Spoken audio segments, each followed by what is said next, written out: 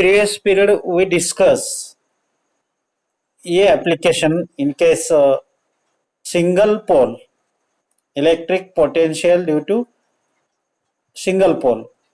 Here we taking double pole, that means two pole, that means दोन टोकं. जसं की मॅग्नेट. मॅग्नेट तुम्हाला माहिती आहे? हो या ना. हा, मॅग्नेटला दोन पोल असतात, एस पोल आणि एन पोल. एस आणि एन पोल दोन पोल असतात. मॅग्नेटिक लेंथ किती असते? 2L असते. 2L. सेंटर पासून उजवीकडे एक L आणि डावीकडे एक L आणि टोटल मॅग्नेटिक लेंथ 2L असते. हिअर सेम वे इथे देखील आपण त्याच पद्धतीनं इलेक्ट्रिक चार्ज घेतलेले आहेत.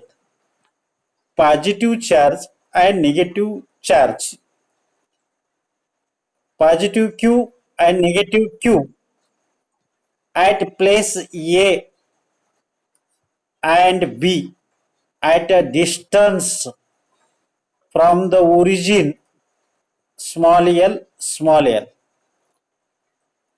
जसं की मॅग्नेटचं एस पोल आणि एन पोल असतं, हे समजा एन पोल आहे, हे एस पोल आहे आणि त्याचा ओरिजिन हा असतो centre point, equator point.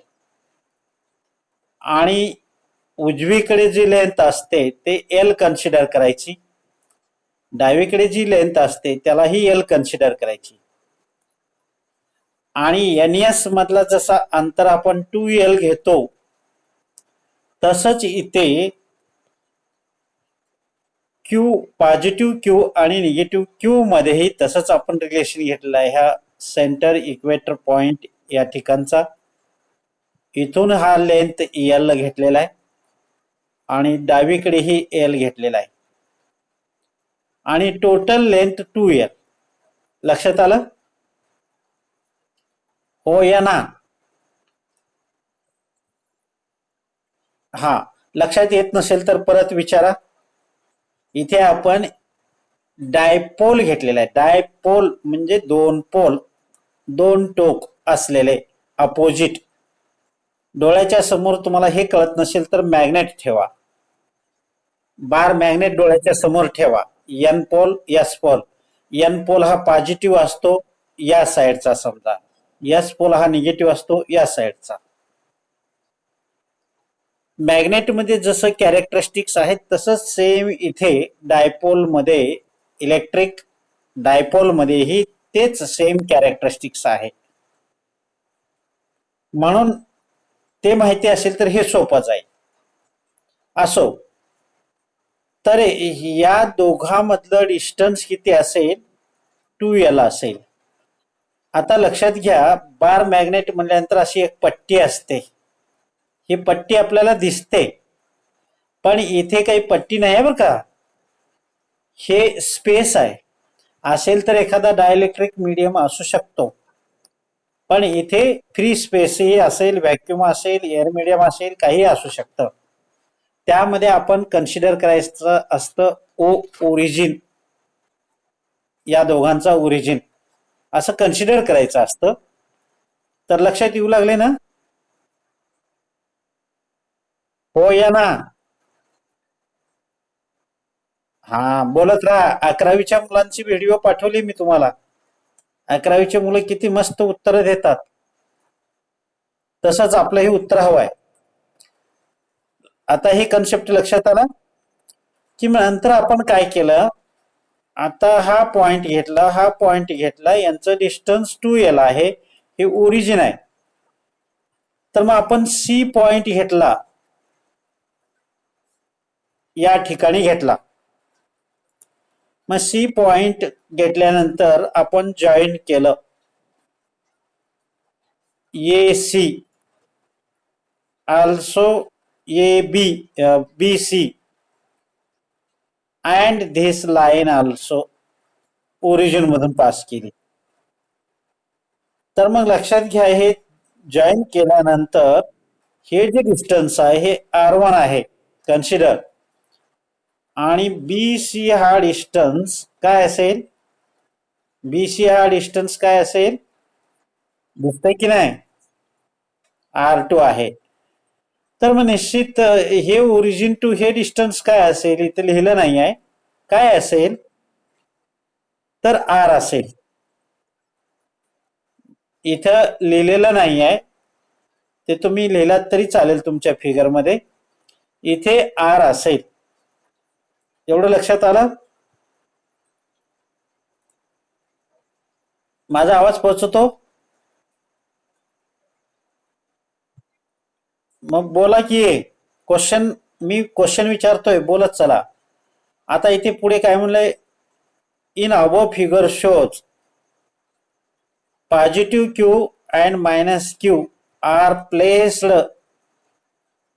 From O is at distance L L.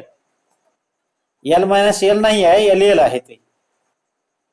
दोन्हीही हे ओरिजिन पासून इथून एल एल अंतरावर ॲट ए आणि बी या ठिकाणी प्लेस केलेले आहेत. तर मग A B equal to what is, dipole length आहे ती 2L, which is having electric dipole, म्हणजे separated distance between positive Q and negative Q. एवढं लक्षात आलं. हा, बोलत चला, पुढचं काय वाचा. व्हॉट इज ए बी,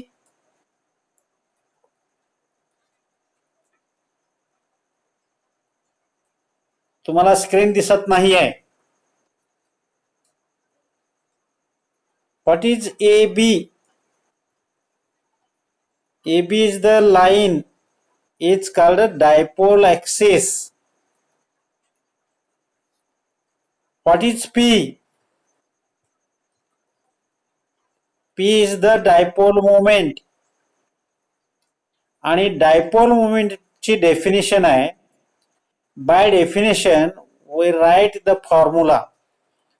हा डायपोल मोमेंट मॅग्नेटमध्ये असतो, तो इथे असं लिहू शकतो, in case any one charge, इथे एक चार्ज आहे, इथे एक चार्ज आहे, कुठलाही एक चार्ज क्यू, त्याचं मॅग्नेट्यूड घ्या, म्हणजे तो प्लस मध्येच घ्या.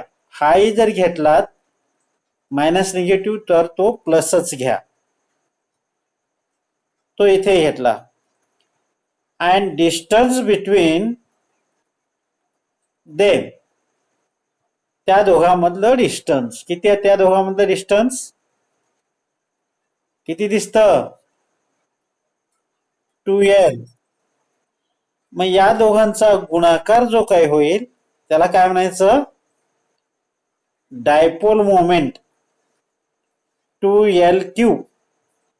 मॅग्नेटमध्ये डायपोल मोमेंट काय असू शकतो, 2LM असतो. आणि इथे dipole moment, in this case electric dipole moment 2LQ हे असू शकतं. इतकं लक्षात आलं का तुमच्या, डायग्राम बघून इतकं लक्षात आलं का. हा, आता पुढे बघा. आता पुढे आपण सी पॉइंट घेणार आहोत.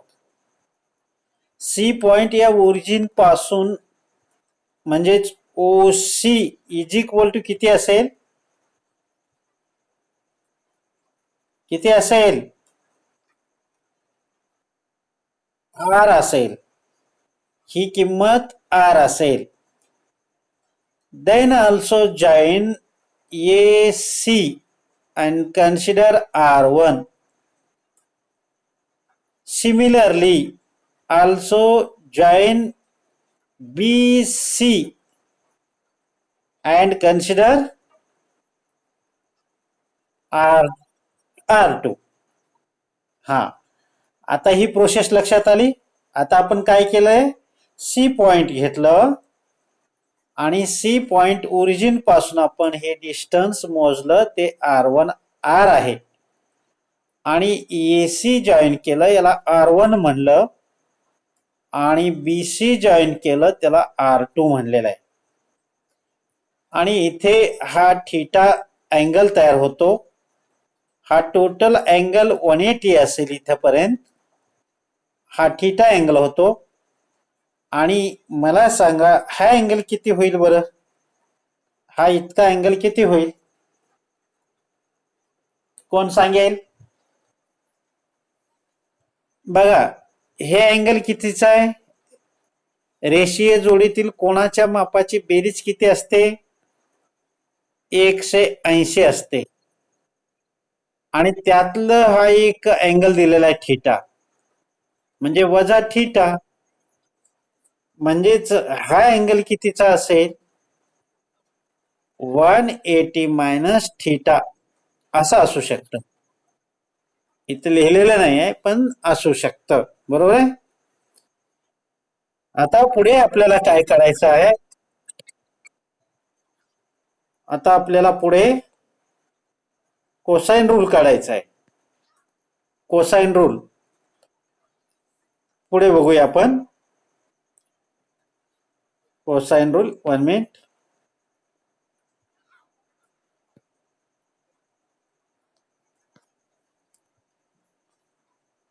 एक मिनिट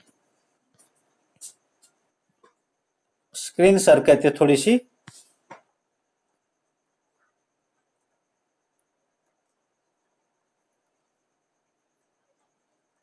इकडेच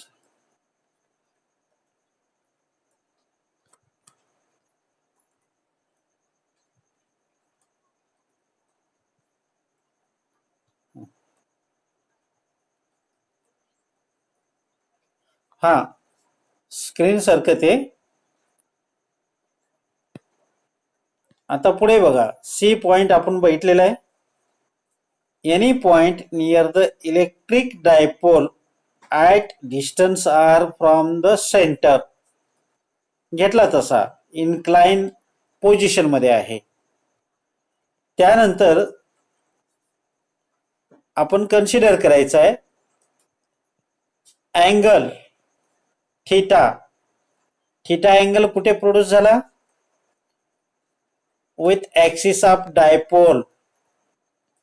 इथे अँगल प्रोड्यूस झालेला आहे इथे आपण दाखवला आत्ता आणि नंतर 180 मायनस थीटा या साईडला होतो म्हणजे दोन ट्रायंगल इथे मिळतात आपल्याला. असो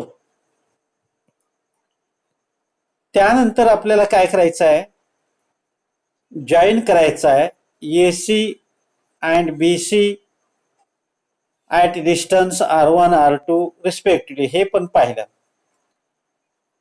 त्यानंतर आपल्याला पोटेन्शियल काढायचं आहे. पोटेन्शियल ॲट पॉइंट C कुणाचा due to positive charge Q. पहा आता आपल्याला पोटेन्शियल काढायचं आहे म्हणजे पोटेन्शियल या चार्जचं काढायचं आहे ॲट पॉइंट C या ठिकाणाहून काढायचं आहे आणि तसंच निगेटिव्ह चार्जचं पण काढायचं आहे ॲट पॉइंट C या ठिकाणी काढायचं आहे.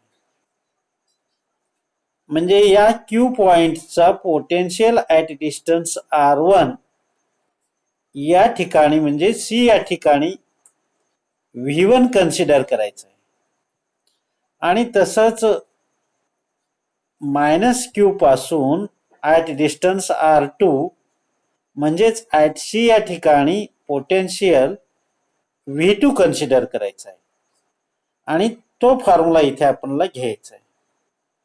मग तो फॉर्म्युला कसा आहे आता इथे बघा V1 इक्वल टू V1 कुणाचा असेल पॉझिटिव्ह Qचा असेल आणि V2 कुणाचा असेल निगेटिव्ह Qचा असेल. तर तो इथे आपण घेऊया.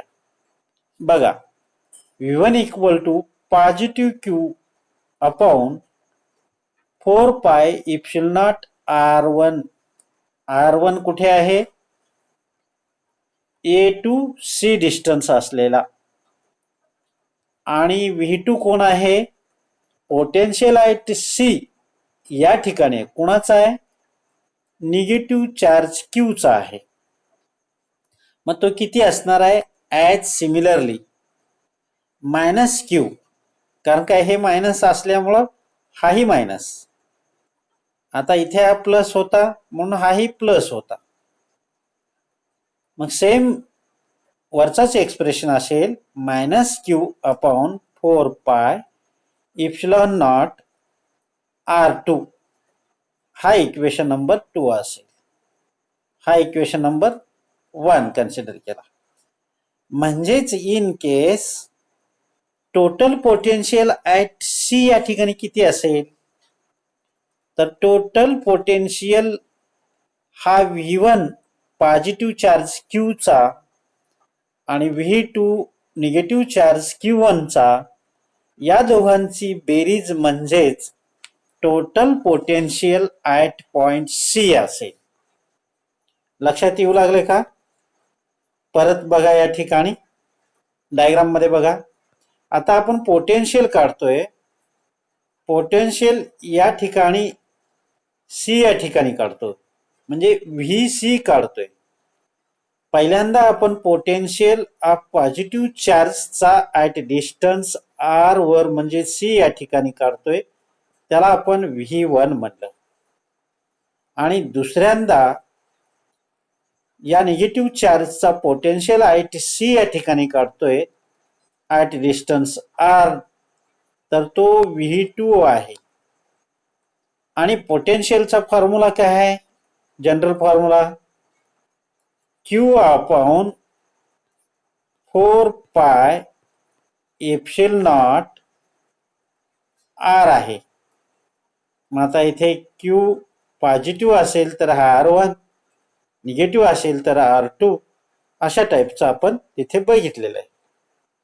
तेच आपण पुढचं पाहूया, म्हणजे टोटल पोटेन्शियल ॲट सी या ठिकाणी आपण पाहतोय. तर ते दोन्ही किमती इथे पुटअप करूया. Equation 1 and equation 2 put in equation 3. पहा, here equation 1 and equation 2 put in 3. We get VC equal to, ही किंमत इथे पुटअप केली, ही किंमत इथे पुटअप केली, आणि हे अधिक चिन्ह हे इथे अधिक चिन्ह. मग आता रिअरेंज करूया. दोन्ही याच्यामध्ये Q अपॉन 4 पाय इप्सिलॉन ह्या किमती आहेत. मग ते कॉमन घेतलं आपण दोघांच्याही, आणि कंसामध्ये काय राहिले, हा टर्म राहिला आणि हा टर्म, आणि दोघांच्या मध्ये हे मायनस प्लस मायनस राहिलं. कळलं हे कसं आलं, कळलं का? कॉमन काय घेतलेलं आहे, Q bye 4 pi epsilon not. मग या ठिकाणची 1 बाय ही टर्म राहिली, आणि हे मायनस आणि 1 बाय R2 हे राहिलं. हा इक्वेशन नंबर 4 आला. मग आता आपल्याला कोसाइन रूल वापरायचा आहे. आता कोसाइन रूल तुम्हाला मॅथ मध्ये झालेला असेल, कॉस्टच्या संदर्भामध्ये एक रूल आहे, आणि तो रूल तुम्हाला झालेला असेल. या ठिकाणी आपल्याला इक्वेशन 4 मधले R1 आणि R2 च्या किमती काढायच्या. मग त्या आपण या दोन ट्रायंगल नुसार काढतोय. पहिला ट्रायंगल कोणता आहे, OAC. OAC ट्रायंगल कसा आहे पहा. OAC हा ट्रायंगल, या थीटाच्या नुसार आपण कोसाइन रूल काढणार आहोत. तसंच दुसरा आपल्याला कोसाइन रूल ट्रायंगल OBC या ठिकाणी R2 आहे. मग इथे R1 ची काढायचं आहे आणि इथे R2 ची किंमत काढायचं आहे बाय युजिंग कोसाइन रूल. इथे डायरेक्ट दिलेलं आहे आपल्याला, तुम्ही मॅथ मध्ये ते डिराईव्ह करून पहा. इथे आपण डायरेक्ट कोसाइन रूल नुसार R1 आणि R2च्या किमती काढणार आहोत आणि त्या किमती इक्वेशन 4 मध्ये पुटअप करणार आहोत. कुठे? इक्वेशन 4 मध्ये आपल्याला किमती ही R1 आणि R2च्या पुटअप करायचे. मग आता कोसाइन रूलच्या नुसार पहा, R1 स्क्वेअर डोळ्याच्या समोर ठेवा, कुठे आहे? ये C equal to R square. R म्हणजे कुठला आहे? OC plus L square. L कुठला आहे? तो O पासून डावीकडचा अंतर येपर्यंतचा, आणि minus 2R L cos theta. हा कोसाइन रूल नुसार इथे आपण हा इक्वेशन ए लिहितोय. ॲज सिमिलरली R2 कसं करू शकतोय आपण कोसाइन रूल? आता R2 मध्ये इथे R square plus L square, हा L सेंटर पासून ओरिजिन पासून उजवीकडचा, मायनस 2RL वरच्यासारखंच आहे. कॉस वरती थीटा आहे, म्हणजे त्या बाजूचा अँगल थीटा होता आणि या बाजूचा अँगल किती आहे? 180 मायनस थीटा आहे. 180 मायनस थीटा आहे. परत एकदा पहा, त्या ह्याच्यामध्ये डायग्राम मध्ये बघा. डायग्राम मध्ये बघा, पहिल्यांदा आपण कोसाइन रूल कोणाचा काढतोय? या ट्रायंगलचा काढतोय. म्हणजे अँगल किती आहे? थीटा आहे. म्हणजे ह्या R1 स्क्वेअरची किंमत काढतोय. R1 square equal to R square करतोय आणि प्लस हा L स्क्वेअर करतोय, नंतर मायनस 2RL कॉस थीटा, म्हणजे हे कॉस थीटा घेतोय. त्याच पद्धतीनं आपण कोसाइन रूल हे वापरतोय. हा R2 स्क्वेअर असं लिहू शकतो आपण, म्हणजे हे R OC चा स्क्वेअर, R स्क्वेअर प्लस हा L चा square, L square minus 2RL cos theta किती आहे इथे? या ठिकाणचा अँगल किती आहे? 180 मायनस थीटा आहे. म्हणून इथे 180 मायनस थीटा असं लिहितोय आपण. लक्षात घ्या. मग तेच इक्वेशन आपण इथे बघतोय आता.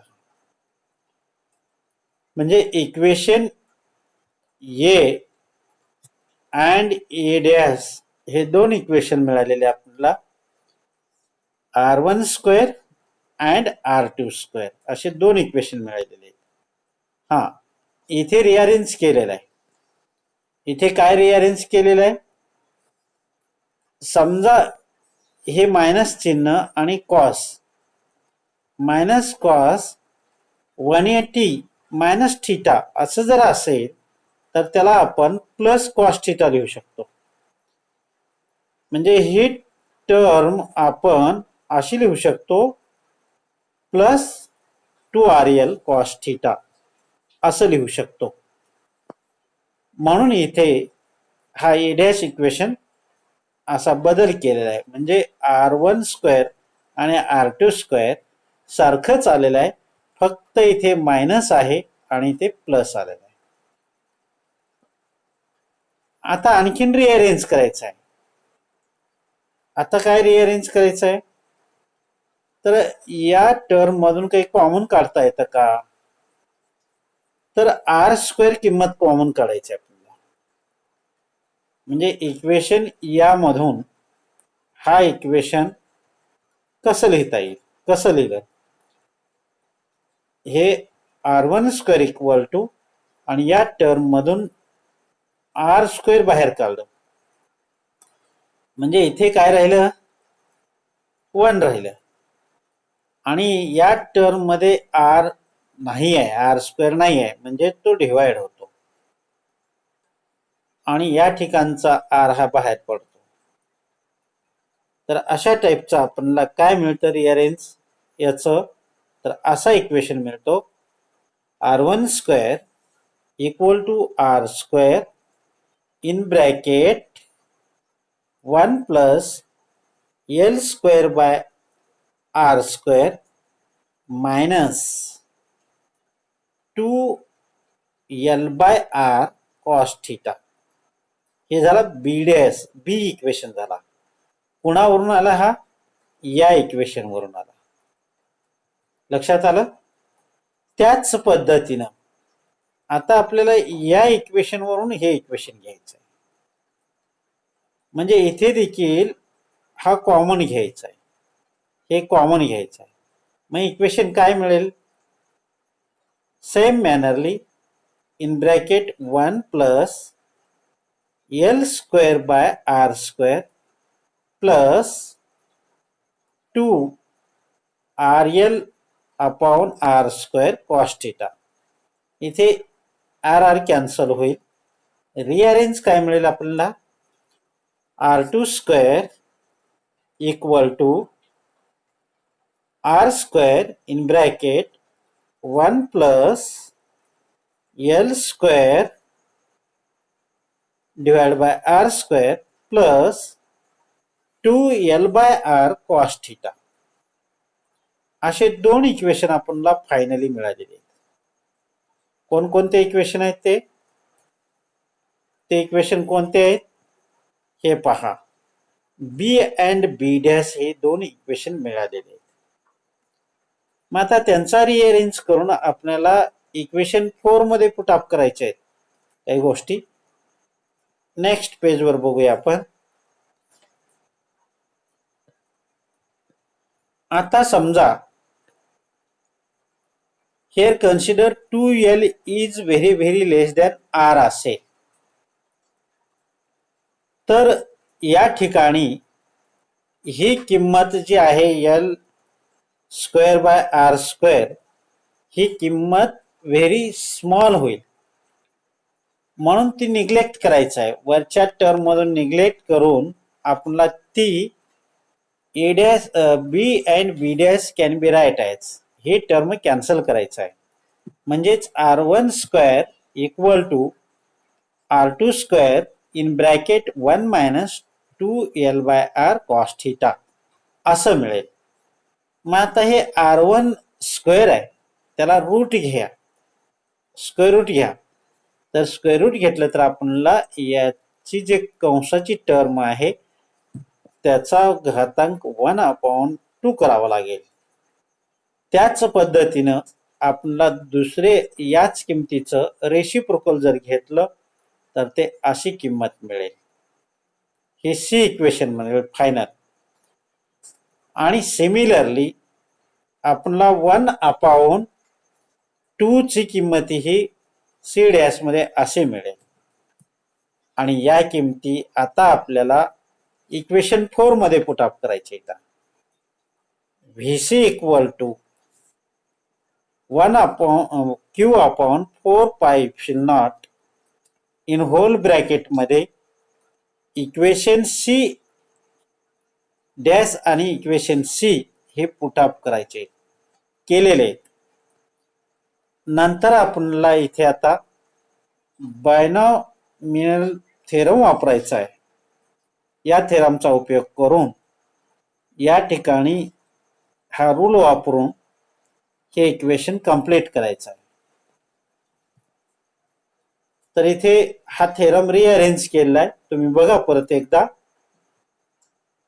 आणि आपल्याला हा कसा दिसतो पहा. इथे रिअरेंज करून आपल्याला ही किंमत मिळाली व्हीसी इक्वल टू ह्या किमती. हे तुम्ही आता सहज बघू शकताय आणि सोडवू शकताय. तर इन केस इथंपर्यंत पोहोचलो आपण. VC equal to q into 2l divide by 4πε0 R square cos theta. आणि डायपोलची किंमत आहे माहिती आहे, डायपोल मोमेंटची ती किंमत पुट आउट केली आणि रिअरेंज केल्यानंतर आपला रिक्वायर्ड इक्वेशन असा मिळतो. त्यानंतरच्या पिरियडला नेक्स्ट पिरियडला आपण काय करूया, याचे केसेस पाहूया. वेळ संपत आलेला आहे.